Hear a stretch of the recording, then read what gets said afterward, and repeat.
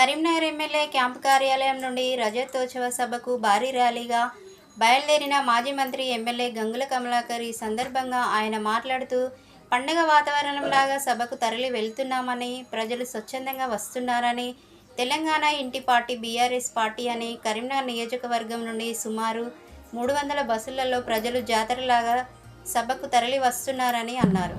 ఈరోజు తెలంగాణ వ్యాప్తి మొత్తం కూడా తెలంగాణ అంతా కూడా ఒక పండుగ వాతావరణం ఉన్నది.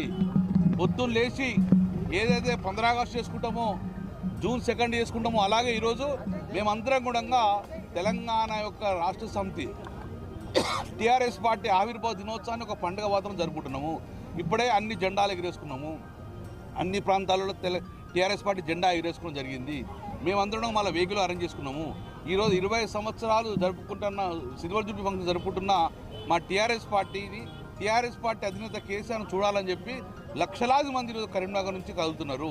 మా ఆఫీసు చుట్టూ కూడా మాకు వెహికల్ ఉందా అనే పరిస్థితి వచ్చింది. అంటే ఈరోజు కేసీఆర్ గారు స్థాపించిన పార్టీ టీఆర్ఎస్ పార్టీ అంటే ఒక పార్టీగా పరిమితం చేసుకోకూడదు. ఈరోజు తెలంగాణ ప్రజలందరూ కూడా ఈరోజు అభిమానులందరూ కూడా జరుపుకునే పండుగ ఈరోజు సిల్వర్ జూబ్లీ ఫంక్షన్. అందుకే ఈరోజు ప్రతి ఒక్క తెలంగాణ అభిమాని, టీఆర్ఎస్ పార్టీ కార్యకర్త అందరు కూడా ఈరోజు మా కార్యక్రమానికి ఇల్కతుకు పోతున్నారు. కాబట్టి డెఫినెట్గా 1,70,000 మంది పైచిలకు ఈరోజు కరీంనగర్ ఉమ్మడి కరీంనగర్ నుంచి మేము ఇల్కతుర్తికి ఈ సిల్వర్ జూబ్లీ ఫంక్షన్ పోతున్నాం. ఇప్పటికే కొన్ని వెహికల్స్ స్టార్ట్ అయినాయి, మేము కూడా స్టార్ట్ అయిపోతున్నాం.